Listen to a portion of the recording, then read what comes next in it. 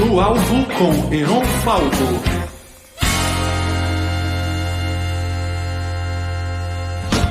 Sejam bem-vindos! Você entrou no Alvo, eu sou Heron Falbo e hoje a gente está com o Márcio Fiorini, artista plástico e designer de joias. Ele é dono da própria marca com o nome dele. Márcio mora em Petrópolis e é um defensor da cidade imperial. Márcio, seja bem-vindo. Fala, Márcio, tudo bem? Hello, tudo bem? Tudo bem, Heron? Tudo bem, graças a Deus. Tá me ouvindo bem? Super bem, alto e claro. Você me ouve bem? Que bom que eu te ouço bem, sim. Eu tinha entrado há pouco tempo e falaram que estava sem som. Então eu agora... vi que você entrou e saiu, aí eu também saí. E eu estava catando o meu... Na realidade, eu estava com um problema na minha internet de casa, que a minha casa aqui não tem... Agora que essa semana chegou a fibra ótica, então não instalaram ainda. Eu fiquei com medo, vim para casa de uma amiga minha, que é minha colecionadora, e se você vir lá atrás, tem o quadro que você postou, que é um quadro dela. Que coincidência, caramba. Eu vou pra tua casa. E acabei de chegar aqui há uns 15 minutos atrás para me organizar. É lindo o quadro. É lindo esse quadro. Linda moldura também, muito bom gosto. Obrigado. É isso, Márcio, seja bem-vindo. Uma pessoa com tanto requinte, com tanto ousadia, vamos dizer, no mundo da moda, do design. É um grande prazer ter você aqui com a gente. Prazer é meu. Tudo pela arte. Você está em Petrópolis, né? Você mora em Petrópolis. Eu divido meu tempo entre Petrópolis e Simão Pereira, que é 1 hora daqui, na realidade já é Minas Gerais, mas eu estou a 1 hora de Petrópolis. Eu tenho umas terras por lá e eu tenho meu ateliê lá, e lá eu tenho trabalhado, lá eu tenho encontrado o meu equilíbrio, digamos assim. Patrícia, vem cá, olha essa Patrícia, minha querida amiga, minha colecionadora, que estava passando de fininho, invadi a casa dela. Esse é o Heron. Oi, Heron. Olá, Patrícia. Você já está no Obrigado vídeo, né? pela internet. Obrigado pela internet. Você já está no vinho aí? Vamos fazer um brinde. Já estou no vinho aqui, claro. Um brinde à nossa conversa. A nossa. Patrícia, obrigado, querida. De bom. Patrícia Bastos é uma mulher incrível. Depois você tem que conhecer o trabalho dela. Ela é especializada em recuperação, restauração de mamas. Ela faz um trabalho lindo com o Instituto do Câncer de Mama. É incrível o trabalho dela. Incrível. E vocês aí em Petrópolis têm uma comunidade de artistas? Como é que está essa cena aí em Petrópolis? Tem muitos artistas. Eu tentei, em 2019, eu fiz um evento chamado Sua Majestade Arte, que eu fiz no Palácio da Princesa Isabel, na Casa da Princesa Isabel, que foi justamente para trazer à tona esse cenário da arte petropolitana, né? Misturando, na realidade eu trouxe artistas de fora, artistas brasileiros consagrados e artistas petropolitanos. Alguns também consagrados, outros... Eu não tenho essa... O mercado tem uma necessidade de fazer algumas coisas no tipo, uma linha, né? Só artistas consagrados, ou só artistas iniciantes, ou só isso ou aquilo. Sim. Eu já olho a arte como um todo. Eu acho que a arte não tem rótulo. Então, a minha curadoria foi desde um artista iniciante daqui até um super renomado como Luiz Áquila, sabe? Que também é daqui, né? E foi o máximo, foi uma reunião de pessoas bacanas, e eu queria ter feito a segunda edição em 2020, mas fui impedido. Então, e como funciona exatamente? É tipo um evento aberto ao público, ou é RSVP? Como é o formato? É um evento privado, né? Eu criei o evento, eu produzi o evento todo, tive o apoio da família imperial para poder para abrir o Palácio da Princesa Isabel. Inclusive descobri que Princesa Isabel era uma artista incrível. Ela tem eu também não sabia dessa. Eu vi isso no seu site, só que eu ainda não vi nenhuma obra dela. Nem eu, inclusive foi uma surpresa, foi um dia, porque durante os 3, 4 meses que eu produzi o evento, eu semanalmente ia tomar um café com Dom Pedro Carlos, que é quem cuida de todo o acervo e tudo isso. Inclusive, o escritório dele é no Palácio da Princesa. E um dia a gente conversando, ele falou, porque a Princesa Isabel era artista plástica, você sabia? Eu falei, não sabia. Ele falou, não, olha, ela fez coisas lindas, ela era uma excelente aquarelista. E eu falei, mas onde é que estão essas obras? Eu quero ver essas obras, eu posso ver essas obras? Ele falou, você quer? Eu falei, imagina se eu não quero. Então ele gentilmente ligou para o Museu Imperial, organizou, porque as obras dela estão em 2 acervos, o acervo do Museu Imperial e o acervo Grão-Pará, que é o acervo da família. E todos os 2 acervos estão locados no Museu Imperial. Então ele ligou para lá, pediu uma ajuda da historiadora, na época, a pessoa responsável por todas as obras, e eles me receberam maravilhosamente bem. Ele gentilmente fez uma pré-seleção para eu escolher algumas obras, e eu fiquei encantado. Uma das aquarelas que ela tem, que é uma borboleta, que é um deslumbramento, e eu escolhi a fase que ela pintou. Ela tinha por volta dos 12 anos de idade, 12, 13 anos de idade. Porque depois ela evoluiu, ela teve mais aulas, ela teve aula com o Vitor Meirelles, ela foi evoluindo, mas eu gostei de usar essa fase que ela era uma adolescente. E realmente foi uma surpresa para todo mundo. Então, e vocês... Desculpa. Não, pode falar, por favor. Então, assim, eu fui mais ousado, porque eu misturei, além de ter misturado todos os artistas, né? Numa onda contemporânea, eu expus as obras dela junto, naquele salão magnífico, e funcionou muito bem. Eu fiquei muito feliz. E foi uma noite linda, uma noite de abertura linda, uma festa linda no jardim. E que tipo de pessoa você convidou? Foi mais seus amigos, pessoal da Sociedade do Rio? Quem que era o público? Foram 500 convidados. Então, caramba, muita coisa. Foi uma festa bastante importante, com toda a sociedade petropolitana, com a sociedade carioca, porque, na realidade, qual foi a minha intenção de fazer isso? Petrópolis sempre foi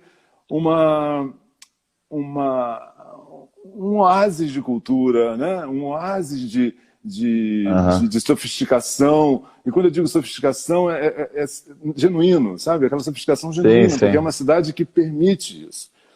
Então, a corte brasileira era aí, né? Então, exatamente. Até antes do Brasil ser independente já era. Sim, e eu quis recuperar um pouco esse glamour. Porque eu acho que o mundo está tão pasteurizado, está tão sem graça, tudo é igual, você vai a qualquer lugar do mundo é igual. Eu acho que eu ainda tive, assim, no final dos anos 80, né, eu ainda tive a oportunidade de ver o mundo um pouco glamourizado, no sentido de que você conseguia identificar as culturas. Né? Você viajava para a França naquela época e eu tinha uma cultura ali visível. Ia para a Itália, já mudava. Hoje em dia, você viaja e você tem um pouco da impressão de que você está no mesmo lugar, são as mesmas vitrines, o mesmo comportamento, e isso me incomoda um pouco. Então, não, me incomoda muito, sendo sincero. Os mesmos hipsters, né? Tem a comunidade hipster em cada... Esses são os artistas produzindo toda a cultura, né, em todo mundo. Então, eu acho que eu busquei um pouco recuperar esse olhar, e como eu tive aqui uma infância e adolescência privilegiada, com amigos que tinham casas aqui, amigos do Rio que subiam os finais de semana, de São Paulo, que vinham passar as férias. Então, nesse evento, nessa abertura, nessa festa, eu consegui reunir todas essas pessoas que naquela época frequentavam a cidade. E foi uma emoção, porque muitas das minhas amigas que hoje moram em São Paulo, direto, elas vieram e elas iam, sabe, visitar a cidade, curtir as ruas, visitar a casa que se emocionavam. Então, foi um ato de amor, sabe, para mim e para a cidade. Porque antes de qualquer coisa, sempre quando eu faço uma coisa, quando eu penso num projeto, quando eu penso quando eu tenho uma ideia, eu tenho que ter prazer em fazer aquilo. Né? E nesse caso foi um prazer duplo, porque foi um presente que eu me dei e dei para a cidade. Maravilha, maravilha. Pior que eu preciso ainda visitar aí Petrópolis.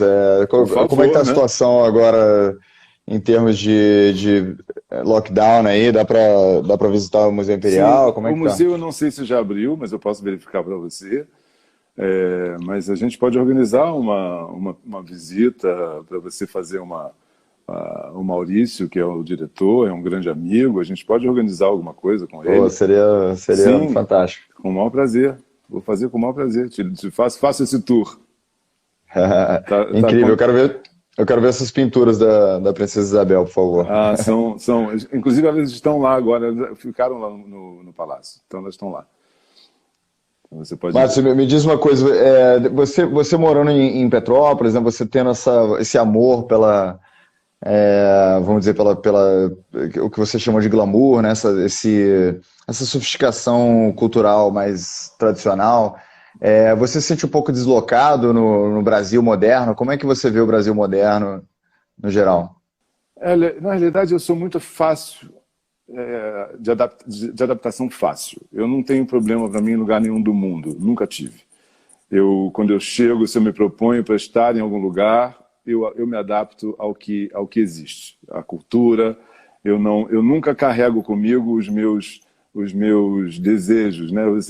Aham. Você morando fora, você deve ter experimentado isso. Muitas vezes, em alguns países que eu vivia ou que eu frequentava, eu encontrava brasileiros que tinham a necessidade de trazer o Brasil com eles.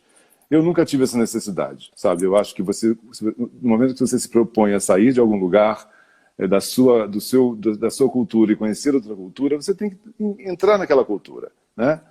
Eu, às vezes, na minha casa de Barcelona, que foi o último lugar que eu morei de 2003 a 2009, final de 2009, às vezes eu fazia algumas reuniões, algumas festas e tal, e às vezes eu via uma certa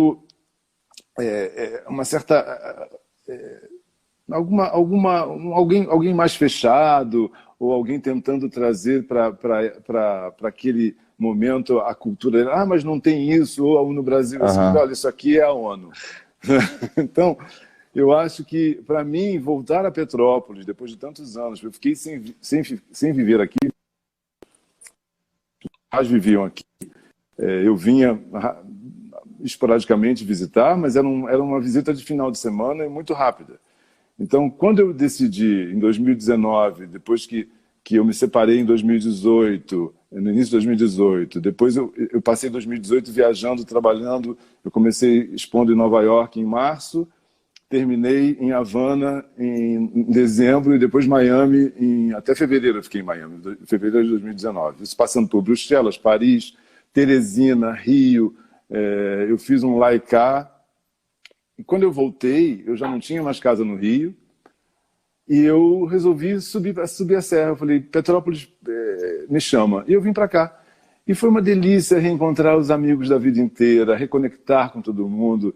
E foi assim que eu tive essa ideia de fazer o Sua Majestade de Arte. Um dia passeando pela Avenida Keller, que para mim é uma das ruas mais bonitas do mundo.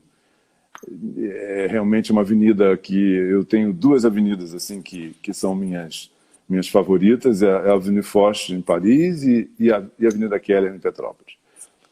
E eu, andando um dia ali naquela rua, eu falei, eu preciso trazer alguma coisa para cá e fazer alguma coisa na cidade para dividir com as pessoas essa beleza que eu tenho aqui todo o dia a dia comigo. E foi aí que eu tive a ideia de fazer o Sua Majestade de Arte. E como você vê que assim, o futuro de Petrópolis, eu vi no seu site que você se preocupa bastante com o turismo internacional, com elevar a cidade, né, trazer de Sim. volta um pouco dessa vida, né, porque a cidade, quando você visita, tem museus e tem uma arquitetura muito bonita, só que me parece que está faltando um pouco de movimentação, né? Eu acho que o petropolitano ainda não entendeu o que ele tem aqui, sabe? Infelizmente, talvez quando você tem um olhar mais apurado e um olhar de fora para dentro, você consegue identificar detalhes e qualidades que as pessoas que estão aqui o dia a dia não percebem.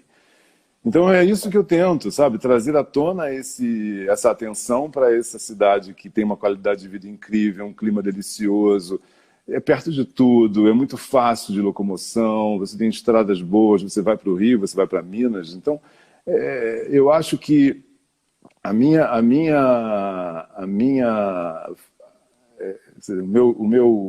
o o meu olhar e o meu gosto pela cidade fazem isso, fazem com que eu trabalhe em prol de uma campanha. Venha para Petrópolis, venha conhecer, e você, petropolitano, dê valor ao que você tem, passe a conhecer o que você tem, que é tão bom.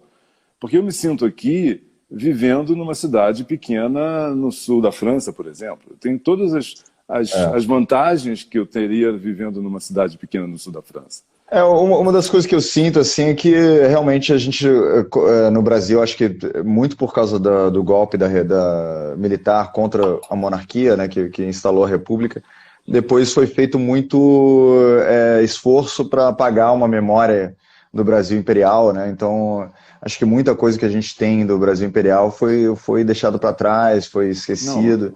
Não, e muita coisa não. Eu acho que hoje, se a gente tem resquícios de cultura, de arquitetura, num sentido importante, graças a Dom Pedro II.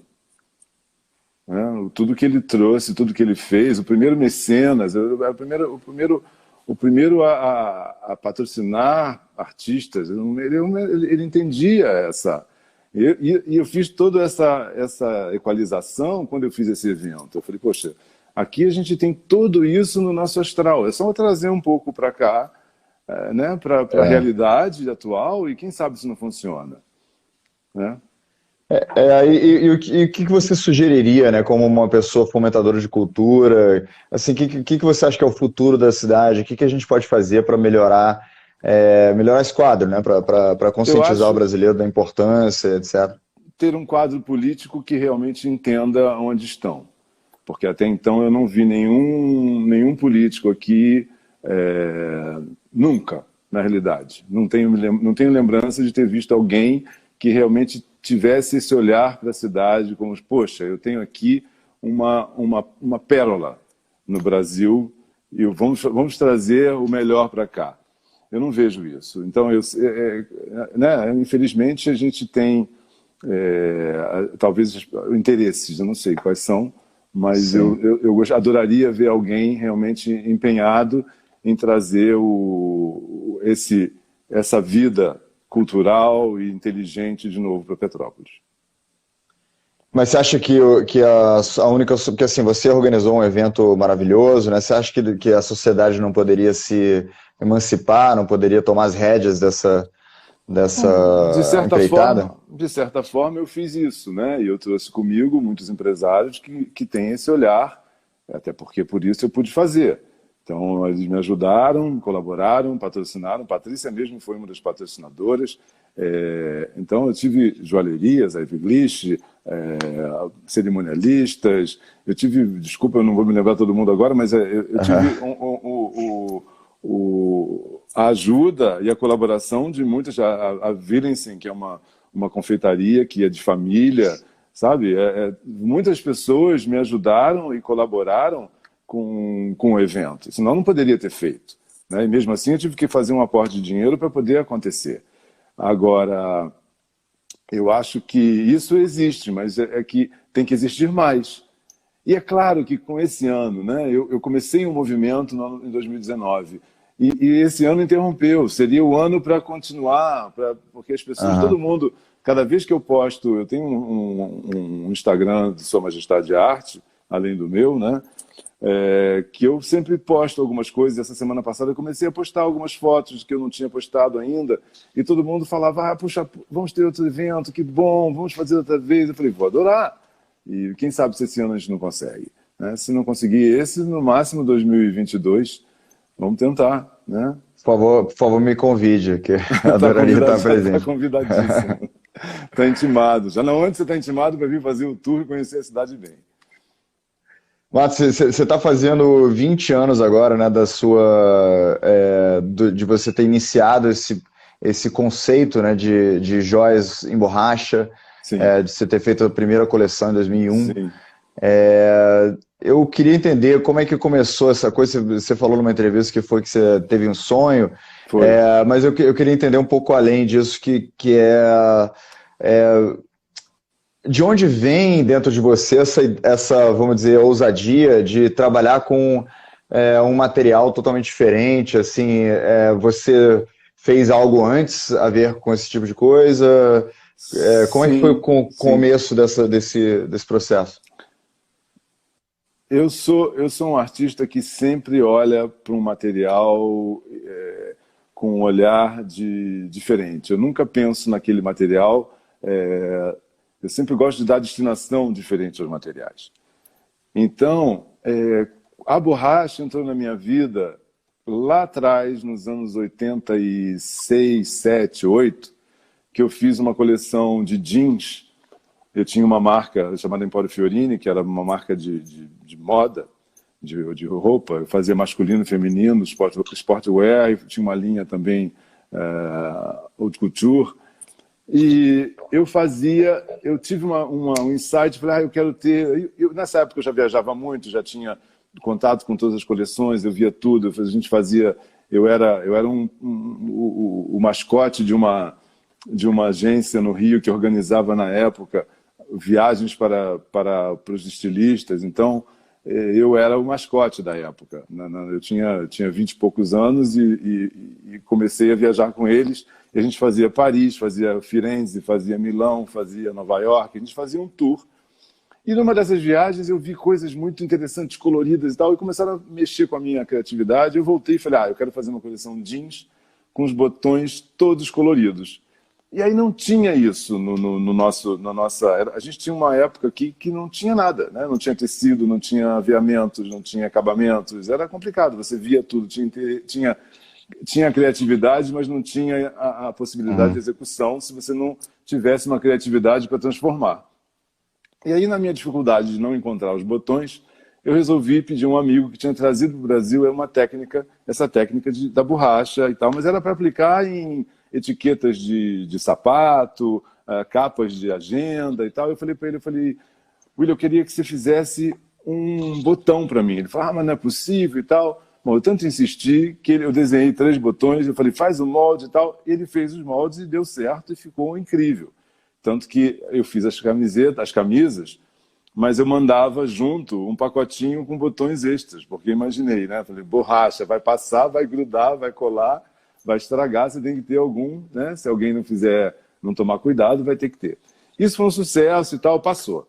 Anos depois, que eu já não tinha mais a moda das roupas, eu não fazia mais a confecção, eu comecei a pensar no que voltar, porque eu sempre tive essa necessidade de me expandir e de atuar em várias áreas da arte, né? Eu nunca fui aquele artista que ou só fazia moda, ou só fazia música, ou só fazia joia, ou só pintava. Eu sempre fiz tudo. E isso foi um problema, entre aspas, naquela época, em um determinado momento, porque as pessoas não estavam acostumadas com alguém múltiplo. O artista sempre ele tinha um dom, né? Ele era ou pintor, ou cantor, ou estilista, ou enfim. E eu sempre gostei de experimentar as coisas, né? Então eu fui entre uma coisa e outra, eu fazia música, eu voltava para a confecção, eu ia para a joalheria. Então um dia eu falei, bom, eu tenho que me centrar agora em alguma coisa. E comecei a fazer joias, mas no sentido de eu comprava joias antigas, eu desmontava, eu fazia peças únicas e fiz a primeira apresentação dessa coleção em São Paulo, foi um sucesso, vendi tudo. Mas depois eu falei, bom, eu preciso passar para um outro patamar, eu quero abranger o meu mercado, eu quero expandir, eu quero encontrar pessoas, eu quero tocar pessoas no mundo. Com essa coleção pequena eu vou demorar a chegar lá. E como eu gosto de tudo muito rápido e objetivo, eu tenho pressa, eu falei, bom, tenho que pensar nisso. E aí eu sonhei, literalmente eu sonhei, eu acordei um dia, eu estava em Petrópolis até, eu já não morava mais aqui, eu dormi aqui, acordei e falei para minha mãe, eu vou fazer joias de borracha. E ela, como já acostumada com a minha, né, com a minha criatividade, ela só olhou para mim e falou assim, o que seria isso? Eu falei, bom, eu ainda não sei, mas eu vou descobrir. E eu passei, isso foi em 98, eu passei 2 anos, 98, 99, eu passei 2 anos desenvolvendo, criando, até que eu lancei a primeira coleção em janeiro de 2001. E que hoje, esse mês de janeiro, faz 20 anos. E aí Bom, parabéns. Nasceu o conceito das joias de borracha, que foi uma surpresa para o mercado, uma surpresa para a imprensa. A imprensa recebeu muito bem, mas ela teve uma certa resistência no início, falar, mas o que é isso? Joias de borracha? Mas eu nunca ouvi falar. Eu falei, claro que você nunca ouviu falar, porque é novo, eu acabei de criar isso. E aí, por que é joia? Eu falei, é joia, porque para mim uma joia não é, simplesmente um objeto que tem algum valor agregado, que hoje em dia é agregado, né?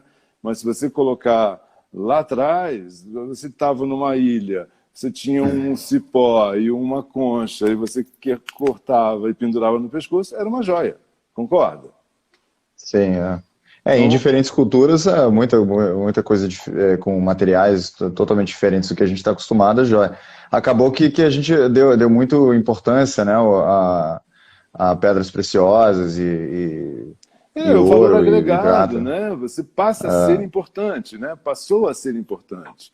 Mas verdade, eu acho que eu não tenho esse limite. Tanto que a mulher que sempre usou as minhas joias é uma mulher destemida, é uma mulher que não tem essa preocupação de estar com alguma coisa que custou muito caro, sabe?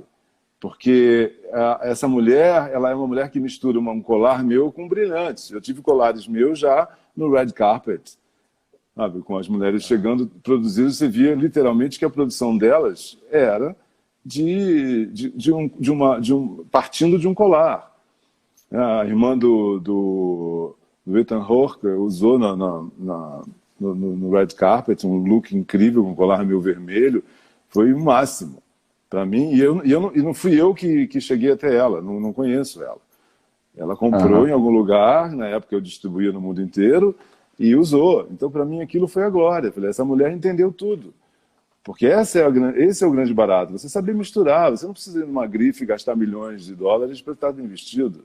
Né? Não tem isso. Não e também a expressão também é uma coisa muito importante, né? Porque se você pensa só no material que é feito, assim, tipo, você pega uma coisa feia que é feita de ouro, ou uma coisa sem bom gosto, ou uma coisa brega, né, feita de ouro, não vai ter valor nenhum. Mas aí você pega uma coisa de borracha com altíssimo calibre, né, feito com design estético muito apurado, você tá como se fosse promovendo a alma versus o corpo, né? Você está dizendo assim, dane-se a qualidade do corpo, vamos pensar no conteúdo, né? Na forma de expressão. É exatamente isso, é assim que eu penso. Eu acho que é assim que a gente tem que agir. E eu acho que mais do que nunca, nessa transformação do mundo, né, que o universo está proporcionando, está promovendo essa mudança global, vai ter que haver uma mudança de comportamento e uma mudança de entendimento.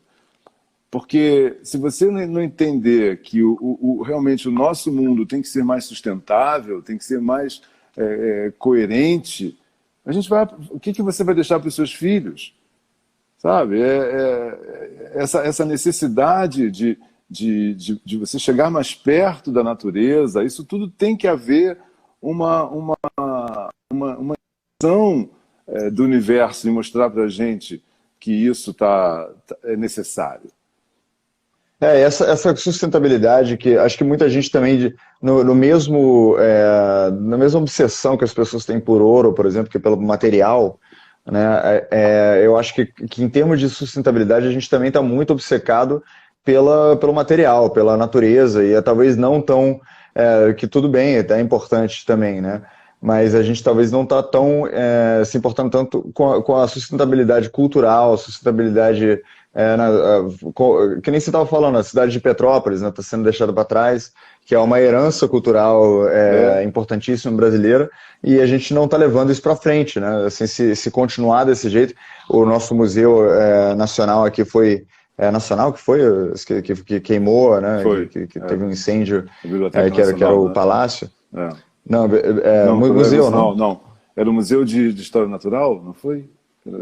Alguma coisa assim, não lembro exatamente, que eu não estava morando no Brasil. Foi do Parque do Centro da Cidade. Mas era um palácio imperial, né? Era um palácio imperial, da época do Império. Então, aí justo isso, esse tipo de coisa é sustentabilidade também, né? Tipo assim, se a gente simplesmente deixar de lembrar ou deixar de cuidar das coisas, a gente perde elas, né? Eu Do acho, mesmo jeito que a gente perde árvores e claro, baleias. você sabe o que eu acho que está faltando? Bom senso e equilíbrio, sabe? Eu acho que está tudo muito... Então, falta o bom senso, falta o equilíbrio. Eu acho que o mundo está precisando de equilíbrio. Isso que você acabou de falar, para mim, é nada mais do que equilíbrio. Sabe? Você pode ter tudo, mas desde que você tenha... É como a nossa alimentação, você não pode comer de tudo. Você precisa ter compulsão em comer só pão, ou só carne, ou só legumes. Não, é um equilíbrio. Então, acho que na vida, para a gente ter, no mundo atual, daqui para frente, para a gente ter um resultado, tem que ter equilíbrio. E a gente não está tendo uma demonstração muito grande de equilíbrio. É tudo muito... Sabe, isso para mim, o mato, a floresta, a minha redescoberta do mundo rural, que aconteceu de 7 anos para cá, 8 anos vai fazer agora, me mudou a vida, me mudou a cabeça. Sabe, um lugar que você pode se reconectar com a natureza e ficar tranquilo, não ouvir um barulho, e plantar e comer, sabe, tudo ao seu tempo. Você tem inspiração para ler, você tem inspiração para escrever, você tem inspiração para pintar, você tem inspiração para viver. Porque está tudo muito afoito. E eu não gosto de nada, eu nunca gostei de nada disso. Isso me tira um pouco do sério. Então, quando eu redescobri esse lado meu, que eu já tinha, porque meu avô paterno mineiro era fazendeiro em Minas, isso me voltar para ali, para essa região rural, e para ter um contato de novo com isso tudo, me deu um restart, sabe? E é isso que eu quero para minha vida. Como eu estava te falando antes na nossa conversa, eu também tenho grandes planos aí de voltar para o campo. Eu sempre crescia, desde pequeno eu cresci frequentando fazenda, né? Eu faço aula de equitação, então Adoro. Gosto muito de cavalo. Então também tenho esse plano. E você tinha me falado que você tem você está pensando em se mudar, né? Você está querendo fazer uma coisa mais permanente para a fazenda.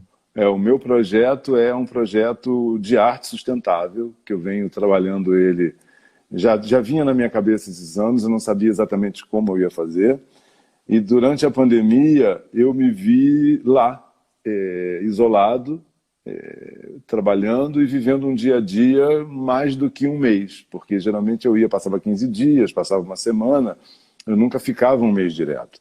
E quando eu me entendi lá mais de um mês direto e comecei a perceber que eu não queria sair, eu falei, isso aqui é a vida que eu quero.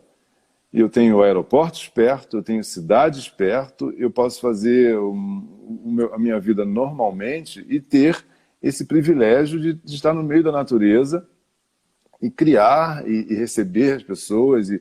Então eu comecei a pensar num projeto. E aí veio um grande amigo meu de infância, que é o Walter Bretz, que a gente, inclusive, está fazendo um trabalho a 4 mãos, coisa que eu achei que não era possível para 2 artistas. Ele é um cientista, um pesquisador, morou nos Estados Unidos a vida inteira, da Universidade de Michigan, em Nova York, é um cara genial e é artista plástico também. E aí a gente se reencontrou, porque ele voltou para o Brasil, e a gente começou a conversar sobre isso e tal, e um dia a gente falou, vamos fazer um trabalho juntos? Eu falei, como é que seria isso? Bom, eu sei que essa brincadeira a gente deu asas a ela e virou uma série de 10 obras que a gente acabou agora, semana passada.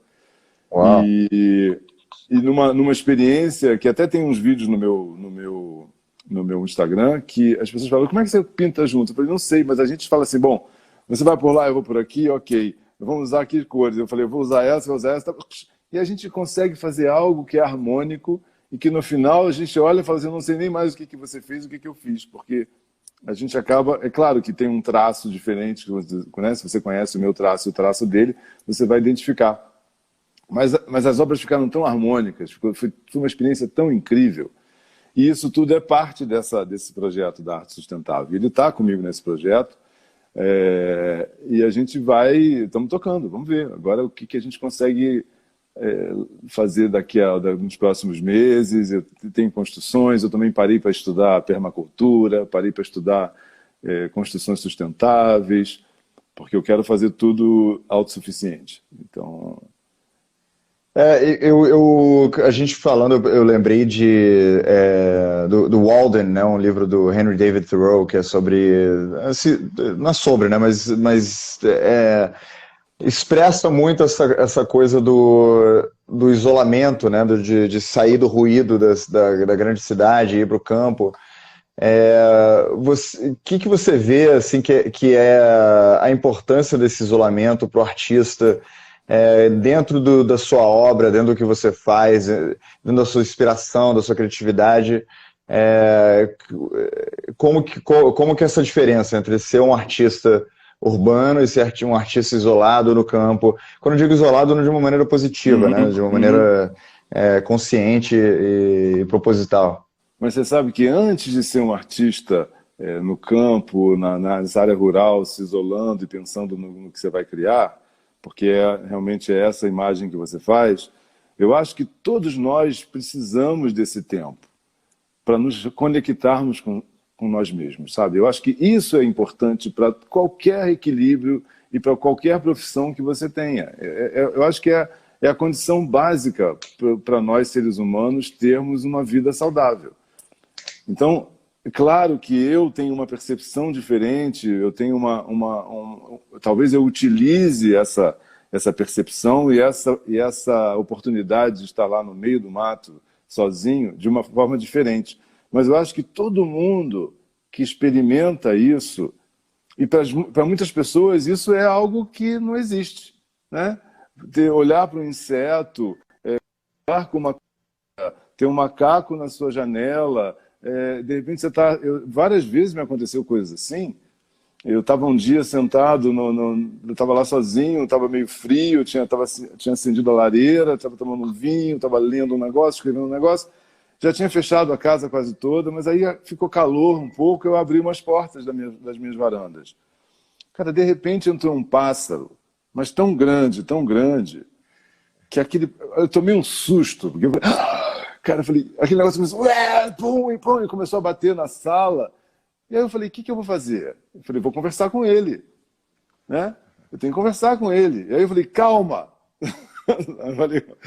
E ele, numa coisa que ele bateu, caiu perto assim da lareira, e uma das minhas cachorras estava ali antes, eu tinha deixado um cobertor para ela, eu olhei para ele e falei, olha só, eu vou te salvar, você fica quieto. E quem disser para mim que um animal não entende o que você está falando, não entende nada desse universo que está vivendo. Porque eles entendem tudo, eles sacam tudo. E cada vez que você está mais lá, você começa a perceber isso. E você começa a perceber que você faz parte daquilo. Então, quando eu conversei com ele, eu olhei para ele, Heron, ele não se mexeu mais. Ele ficou com as asas assim, ele era enorme, com as asas assim. Eu falei, olha, eu vou pegar esse cobertor, vou jogar em cima de você e vou te tirar daí. Ele não se mexeu, cara. Eu joguei o cobertor, ele não se mexeu. Eu peguei ele abraçado, abracei ele. Ele era grande. Eu tomei realmente, eu falei, cara... Aí peguei ele assim, fui para fora e joguei, ele saiu voando. Depois, claro, eu larguei o vinho, tomei uma dose de uísque para dar uma acalmada, porque eu fiquei estressado. Imagino. Mas foi uma experiência, porque eu falei, ele me entendeu. Então, cara, isso é bacanérrimo. Sabe? Você está nesse habitat, porque eu estou no habitat deles, não são eles que estão no meu. Né? Eu estou no habitat deles. Então, só que para você poder entrar nessa sintonia, você tem que sair um pouquinho, né, dessa coisa humana. Porque, na verdade, a gente... dentro das cidades, o que eu quero dizer é o seguinte, é dentro das cidades que a gente está se isolando, né? A gente está se isolando da natureza. Todos estão se isolando de tudo. É por isso que eu te falei, muitas pessoas não têm ideia do que é. Elas têm medo de um mosquito.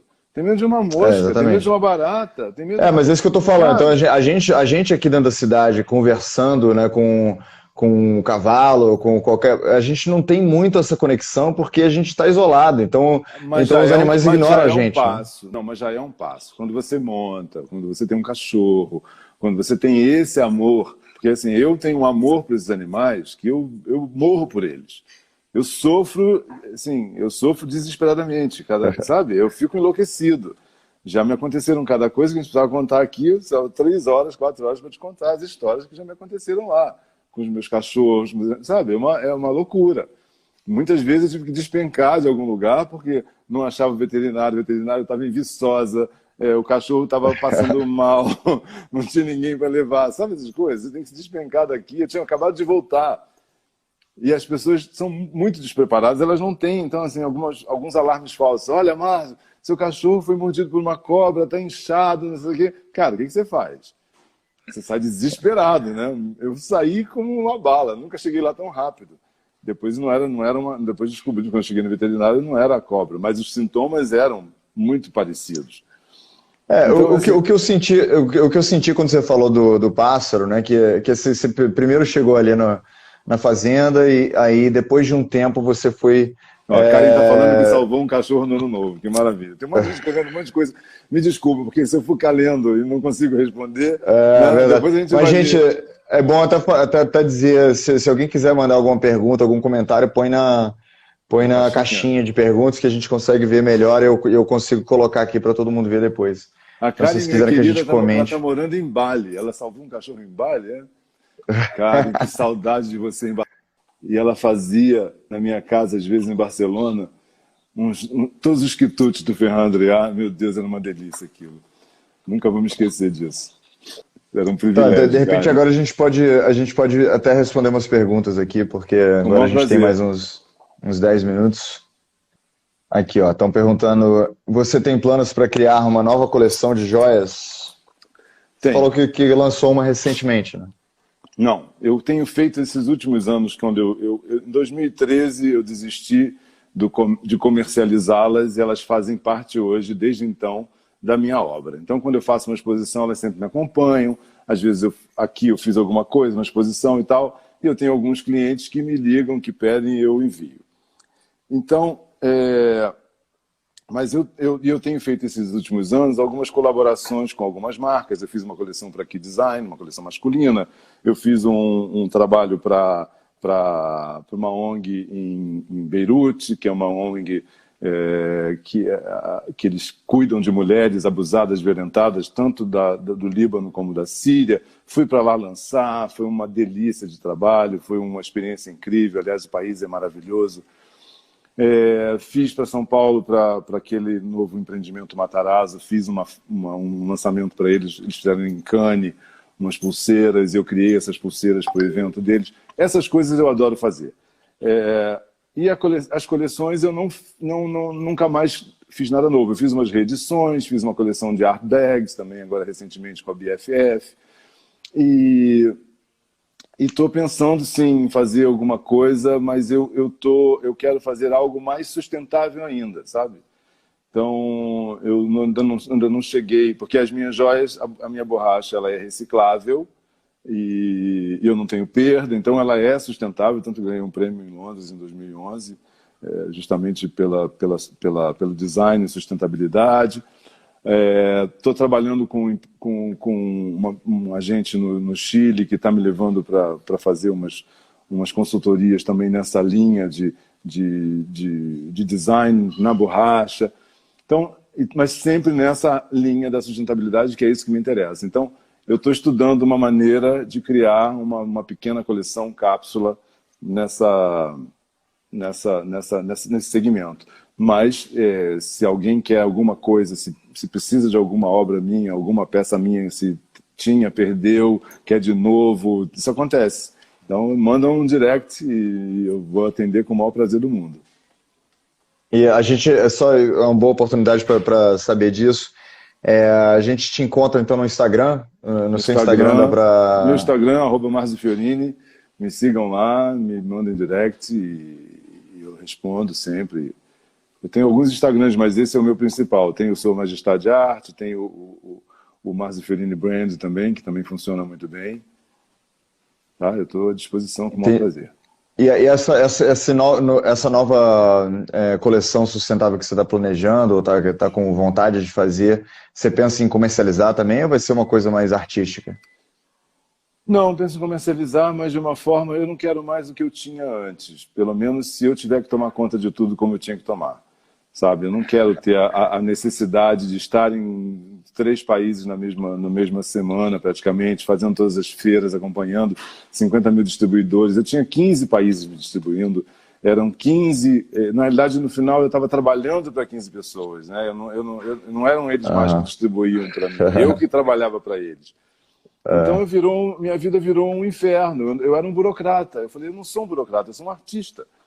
Então eu paguei um preço por isso, porque eu poderia estar numa outra situação muito mais confortável se tivesse levado essa história, mas eu bati o pé e falei, não, eu sou artista e eu vou voltar a ser artista.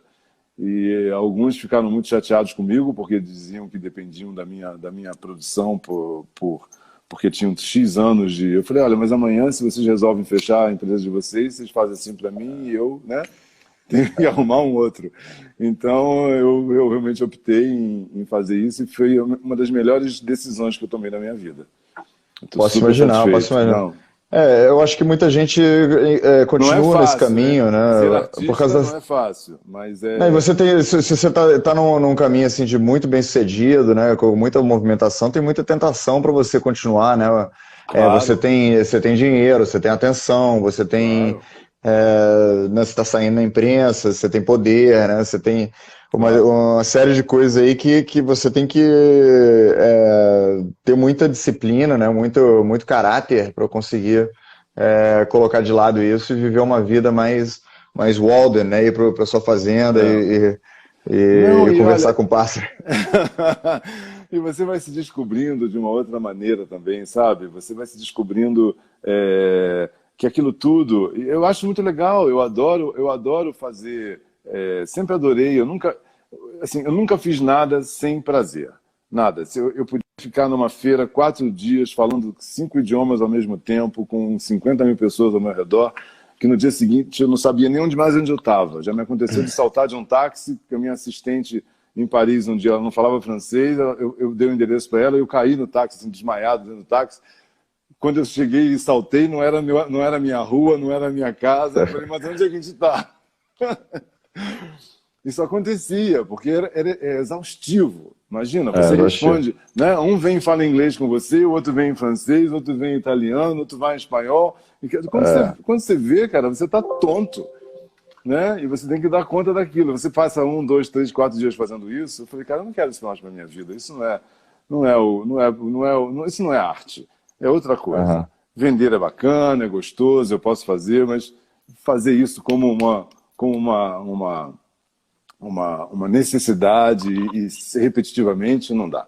Então eu fiquei muito feliz de ter feito essa a realização tem que estar bem clara, né?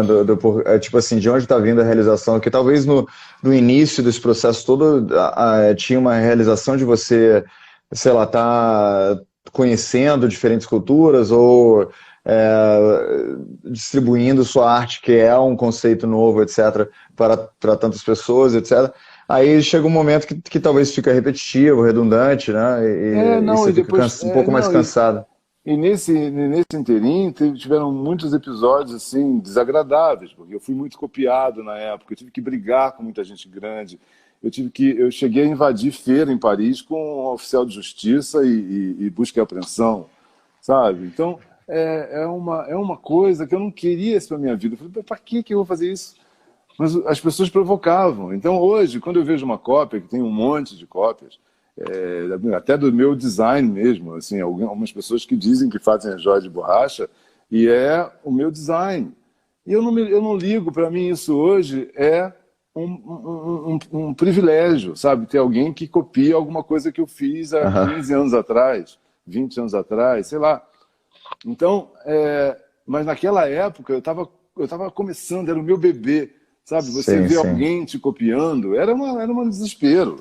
Eu ficava, então, o que eu gastei de energia com esse tipo de briga, eu não queria mais isso. Eu falei, eu não quero isso. Porque tudo tem um preço, né? Eu acho que as pessoas que têm, vamos dizer, uma certa inveja, eles talvez não param para pensar que você está pagando preço também, né? Essa coisa toda de enfrentar esses males, essas dificuldades todas, é o preço de ser renomado, de ter uma fama. E olha, engraçado que quando eu criei a Joias de Borracha, eu não tinha as facilidades que existem hoje. Hoje você resolve fazer um molde, eu desenho, eu tenho um CNC, que é uma máquina de CNC, que cria, que lê, que faz, o molde sai pronto. Naquela época eu tive que inventar o processo de fazer um molde. Por isso que eu demorei 2 anos para fazer a primeira coleção, até entender como eu poderia chegar àquela primeira peça. Hoje em dia você pode fazer até em impressora 3D, né? Eu não gosto. A impressora 3D, ela não te dá... Ela é muito importante, sim. Ela funciona, sim. Mas para o meu trabalho, ela é para fazer uma peça piloto. Para eu entender se aquele volume que eu quero realmente está perfeito.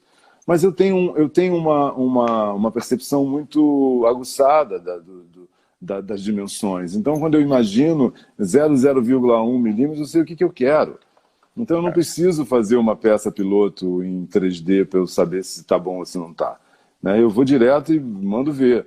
Eu já faço a peça... Mas isso foi agora, de alguns poucos anos para cá. E no final do meu trabalho, assim, quando eu comecei as últimas coleções que eu fiz, eu já tive essa oportunidade de trabalhar com esse maquinário, que hoje está muito melhor ainda. Mas 20 anos atrás, meu querido, eu ralei para entender como é que eu poderia criar essas peças.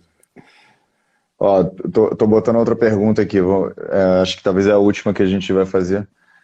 O que você fazia antes de ser artista? Já teve um emprego comum? Olha, eu nasci artista, eu sempre fui artista, eu sempre soube que eu queria ser artista. E o único trabalho que eu tive, aliás, não minto, tive 2 trabalhos na minha vida. Um trabalho que foi de corretor de imóveis, eu tinha 18 anos de idade. 17 para 18. De quê? Desculpa. Comecei de corretor de imóveis. Eu fui trabalhar como assistente e aí um dia eles diziam assim, olha, você não pode atender o telefone. Eu falei, tá bom. Aí um dia o corretor não aparece, eu estou lá, falei, bom, vou atender o telefone. Atendi o telefone e, claro, fui encontrar com a cliente, fui mostrar a casa e tal, que depois deu uma confusão danada, mas eu vendi a casa. Então, a pessoa ficou encantada, falou, mas esse garoto é incrível, não sei o quê, ele sabe tudo, ele sabe de arquitetura, ele conhece e tal. E aí me colocaram, bom, mas então a partir de hoje você pode ser corretor. Mas eu virei um ano, porque logo em seguida um amigo meu resolveu fazer uma loja da Company, que na época era o auge da moda no Brasil, Companhia dos Pés, fez em Petrópolis, e eu fui trabalhar com ele e fui gerenciar e dirigir as lojas, que eu no final virei um supervisor. Trabalhei 6 anos fazendo, mas eu fazia a parte... Eu tinha o lado burocrático, sim, mas eu ali descobri os meus dons. Então eu fazia os desfiles, eu criava os desfiles, eu criava as vitrines, eu fazia sempre em conjunto com o designer, que era o Mauro Taubman, que era um gênio, que foi um prazer trabalhar com ele.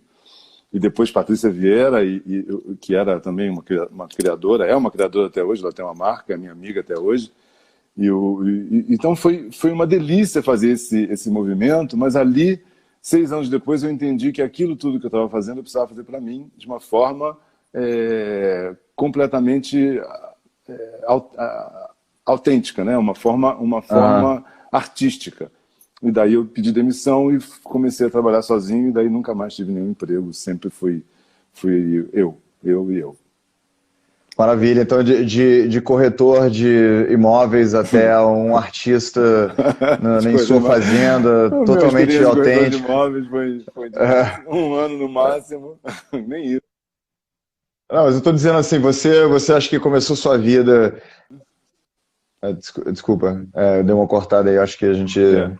Bom, mas eu acho que você começou sua vida... Tá me ouvindo?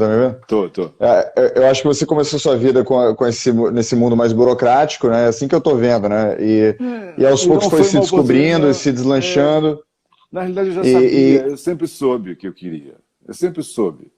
Mas você foi aos poucos abandonando o lado burocrático e ficando cada vez mais autêntico, cada vez mais artista puro, né? O lado burocrático, na realidade, ele entrou na minha vida por conta da arte. Porque para você administrar alguma coisa, para você fazer alguma coisa que eu gosto de fazer, você tem um lado burocrático. Não tem jeito, né? Então, eu sempre me meto nas coisas. Por exemplo, fazer um Sua Majestade Arte tem um lado burocrático, né? Mas eu tiro de letra. O que eu não gosto e não quero é ter aquela obrigação de fazer o que eu fazia. De ter os 15 distribuidores, de ter aquela obrigação de fazer 2 coleções anuais ou mais, ou ter que atender aquelas feiras todas. Isso é uma burocracia que não me interessa. Sim. Agora, fazer algo esporádico, que me dá um prazer enorme, que eu vou chamar um fulano e ciclano para me ajudar naquelas coisas que eu não gosto de fazer, o resto eu tiro de letra, não tenho problema. Sabe? Agora, que eu sempre fui artista desde criança e que sempre eu quis fazer a arte, isso eu não tenho dúvida. Isso era o meu goal, eu sabia o que eu queria. Então, a gente vai ficar esperando aí suas novas coleções, seus novos eventos, suas telas. E esse projeto com arte sustentável que eu vou fazer lá em Minas, que eu vou fazer também. Faço questão que você venha para conhecer. Espero que no segundo semestre já tenha alguma coisa em movimento. Eu adoraria muito ir para o campo, a gente andar a cavalo, conhecer seu ateliê. Vai ser um prazer enorme, de verdade. Então, Márcio, muito obrigado por aceitar meu convite, obrigado por essa conversa maravilhosa. Eu que agradeço e estou à sua disposição, vamos falar a hora que você quiser. Igualmente. Tudo de bom, então, todo mundo. Tchau, boa noite. Obrigado a todos. Tchau, boa noite. Obrigado. Boa noite.